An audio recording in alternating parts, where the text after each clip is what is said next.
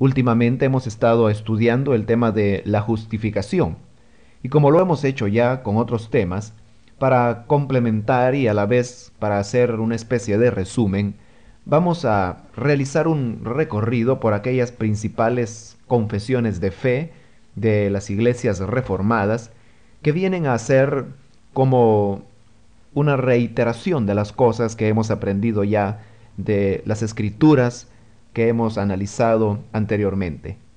Estas confesiones de fe eran algo así como credos que la iglesia redactaba con el propósito de resumir en pocas palabras lo que sostenían las diferentes iglesias cristianas.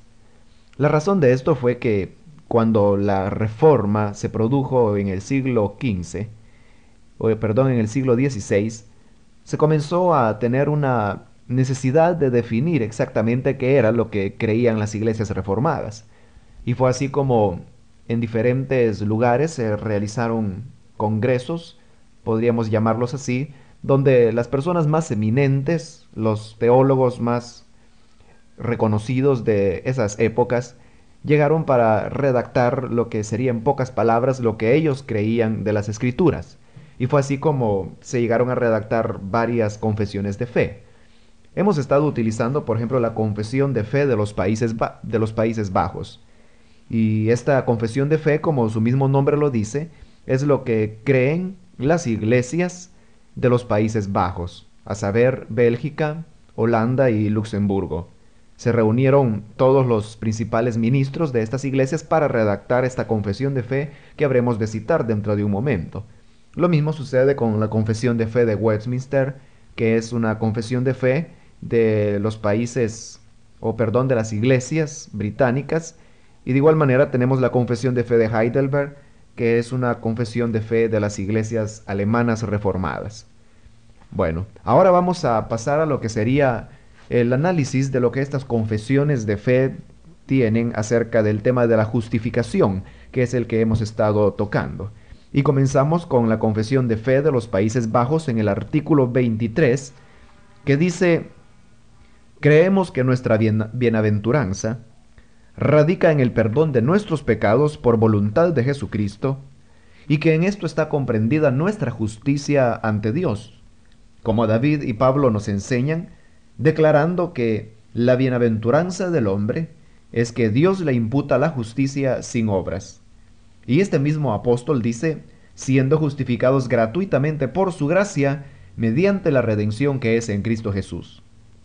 Hasta este momento, el artículo que estamos leyendo nos habla sobre la felicidad que encuentra el hombre al ser justificado de sus pecados de una manera gratuita.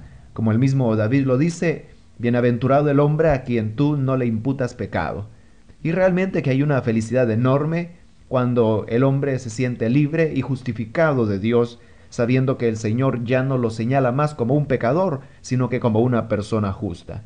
Pero dice este artículo 23 que esta justificación se obtiene de una manera totalmente gratuita. A continuación sigue diciendo: y por esto nos asimos siempre a este fundamento, dando todo el honor a Dios, humillándonos y reconociéndonos tales cual somos, sin vanagloriarnos de algo de nosotros mismos o de nuestros méritos, apoyándonos y descansando tan solo en la obediencia de Cristo crucificado, la cual es la nuestra propia si creemos en Él. Es obvio de que si la justificación se obtiene de una manera totalmente gratuita, pues no podrá quedar en nosotros ningún lugar para la vanagloria, sino que por el contrario, dice la confesión de fe, habremos de humillarnos y reconocernos tales como somos, sabiendo de que nuestra justificación proviene solamente de la obediencia del Cristo crucificado.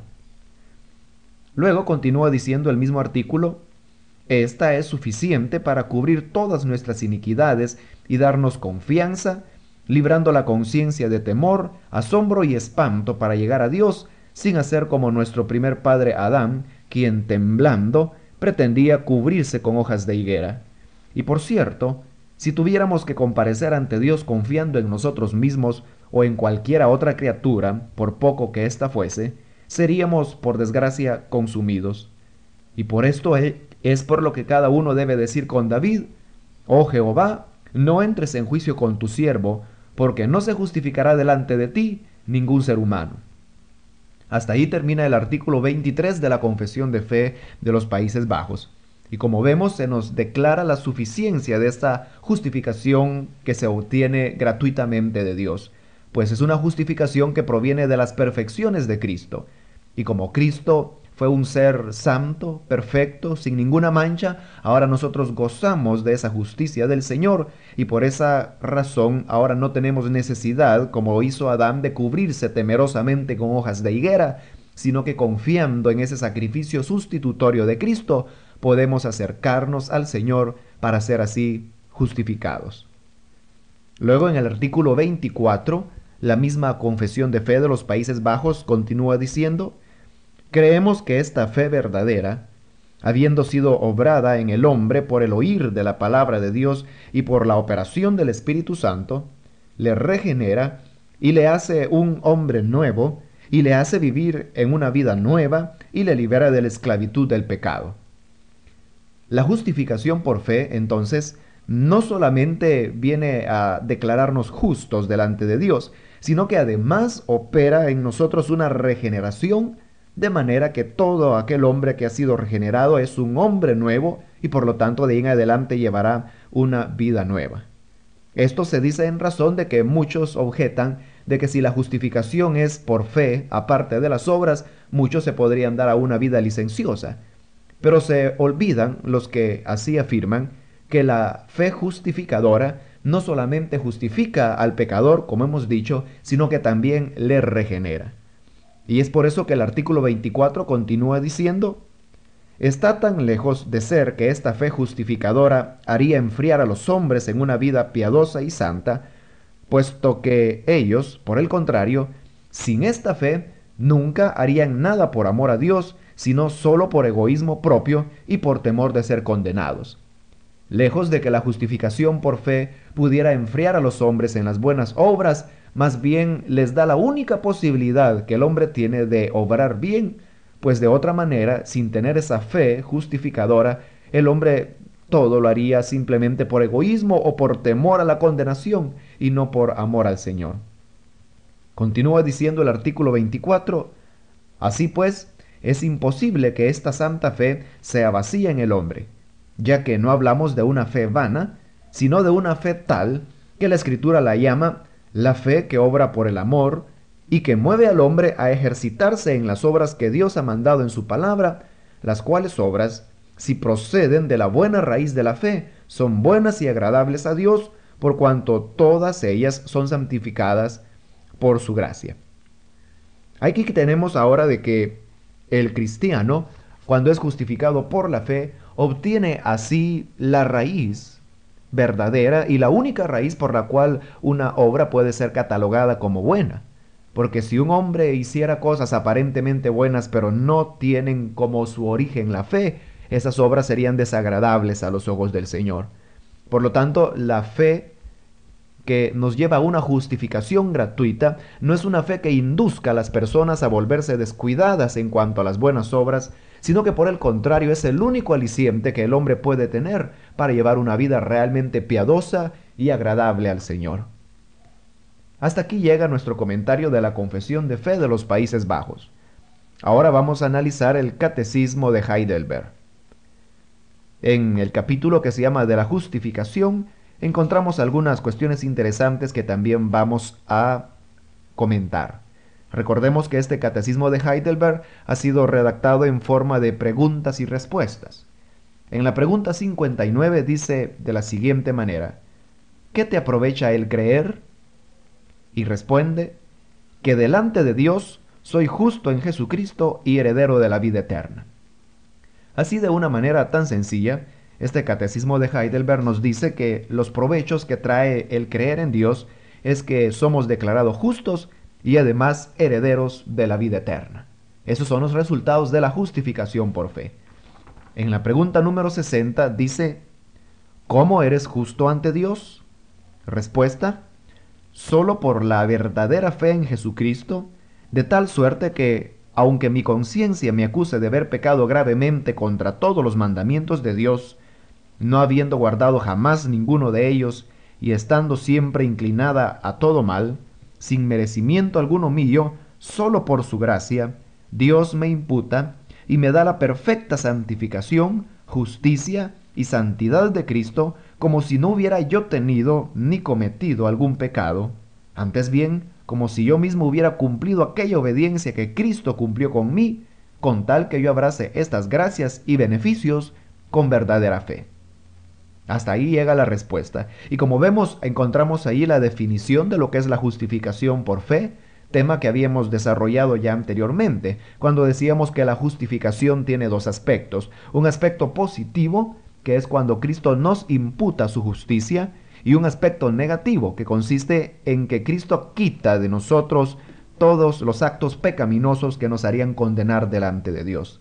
Esa es la manera en que ahora el catecismo de Heidelberg nos dice que el hombre es justificado ante Dios a través de una verdadera fe en Jesucristo, de tal manera que no somos ya condenados por nuestros pecados y por otro lado recibimos todos los merecimientos de Cristo, como que si nosotros mismos hubiéramos obrado esa justicia del Señor, pues eso se nos imputa por medio de la fe. Y todo esto dice esa condición de que abracemos las gracias y beneficios con una verdadera fe. El catecismo de Heidelberg continúa en la pregunta 61 que dice: ¿por qué afirmas ser justo solo por la fe? Respuesta: no porque agrade a Dios por la dignidad de mi fe, sino porque solo la satisfacción, justicia y santidad de Cristo son mi propia justicia delante de Dios, pues yo no puedo recibirla y aplicármela de otro modo que por la fe.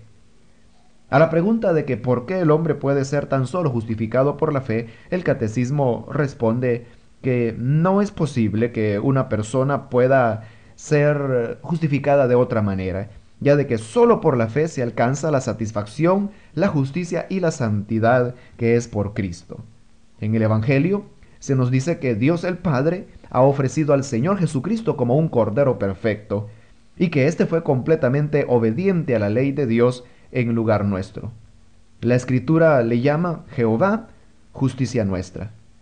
Nadie podría nunca saldar su culpa ante Dios a fuerza de buenas obras. Pero esto ya no es necesario, porque Dios considera justificado a todo aquel que cree la promesa de que Cristo cumplió en lugar nuestro la ley. Si creemos esto, ya hay suficiente. Así alcanzamos por gracia la justificación ante Dios solo por la fe. Cuando Lutero, en la habitación de la torre del convento, buscaba el significado de la palabra justicia en la carta de los Romanos que Pablo escribió, pudo hallar de nuevo su verdadero sentido. El Espíritu Santo le enseñó lo que él dice, que la justicia de Cristo se nos imputa gratuitamente, sin precio, sin ninguna clase de merecimientos por nuestra parte. Y es por eso que la Iglesia de la Reforma confiesa solo por la fe y solo por la gracia. El catecismo de Heidelberg continúa en la pregunta 62, la cual cuestiona: ¿por qué no pueden justificarnos ante Dios las buenas obras, aunque sea solo en parte? Respuesta: porque es necesario que aquella justicia que ha de aparecer delante del juicio de Dios sea completamente perfecta y de todo punto conforme a la ley divina, y nuestras buenas obras, aun las mejores en esta vida, son imperfectas y están contaminadas de pecado. Aquí encontramos ya la piedra de toque de esta doctrina de la justificación, y es de que el hombre sencillamente no puede ser justificado por las buenas obras, ya de que no hay obra, por buena que sea que el hombre haga, que no sea imperfecta y que además tenga alguna contaminación de pecado. Y siendo de que Dios es un Dios riguroso, que exige una santidad completa para poder obtener la salvación, no podría ser satisfecho con nuestras pobres y débiles obras buenas. Necesitamos una santidad perfecta, la cual la obtendremos únicamente por los merecimientos de Jesucristo, el Hijo de Dios. Luego, en la pregunta 63, pregunta el catecismo: luego, ¿cómo es posible que nuestras obras no merezcan nada si Dios promete remunerarlas en la vida presente y en la venidera? Y la respuesta dice: esta remuneración no se da por merecimiento, sino por gracia.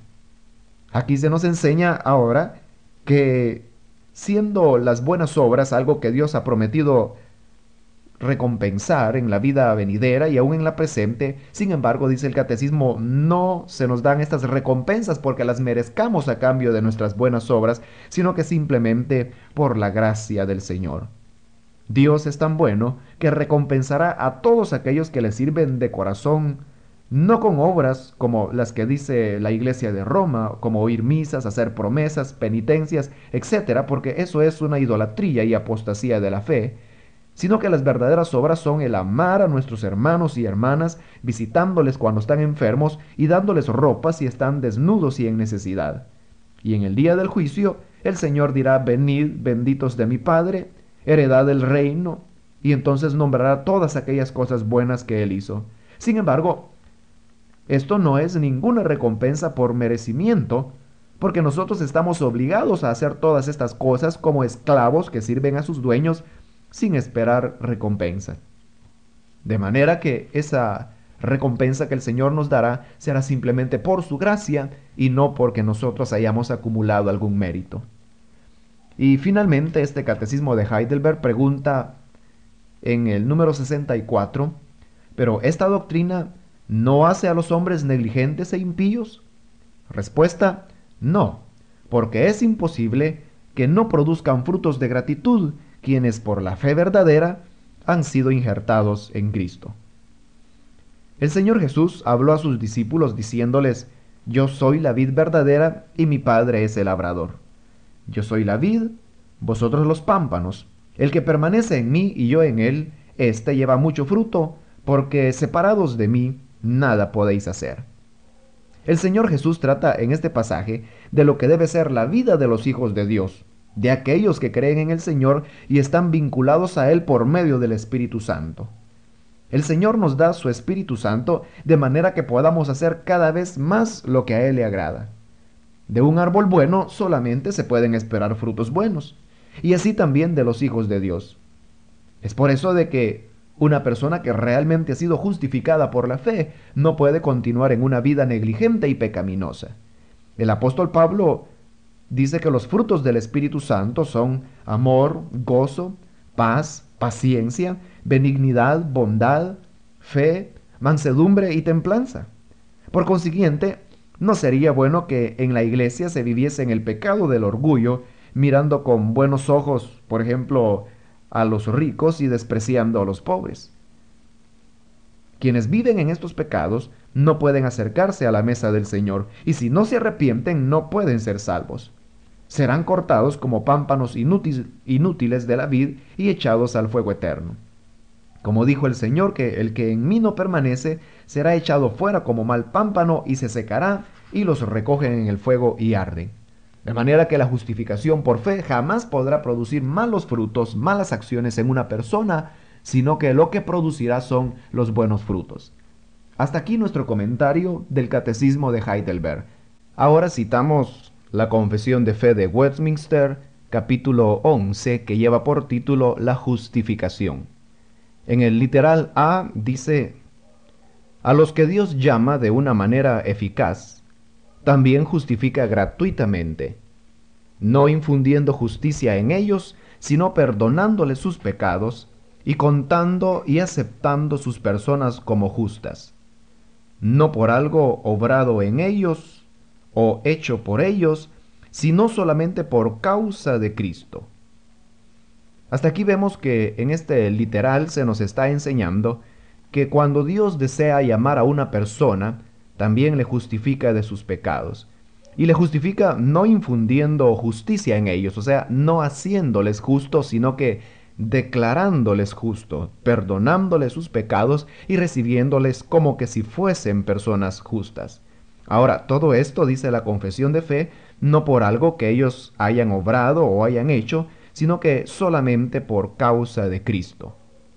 Y continúa diciendo el mismo literal A, no por imputarles la fe misma, ni el acto de creer, ni alguna otra obediencia evangélica, sino como su justicia, sino imputándoles la obediencia y satisfacción de Cristo, y ellos por la fe le reciben y descansan en Él y en su justicia. Aquí vemos cómo se nos enseña que esta justificación de la cual se ha hablado no viene porque Dios la dé a cambio de un merecimiento que el hombre tenga, ni siquiera a cambio de esa fe misma, pues lo que el Señor ve no es el acto de creer y a cambio de eso otorga la justificación, de ninguna manera, sino que Dios lo hace en base a imputarles la obediencia y la satisfacción de Cristo. Y el creyente, a su vez, por la fe, le reciben y descansan en Él y en su justicia. Y termina este literal A diciendo, esta fe no la tienen de ellos mismos, es un don de Dios. Y con esto viene ya a manifestarse lo que sería la piedra de toque de esta doctrina de la justificación por fe.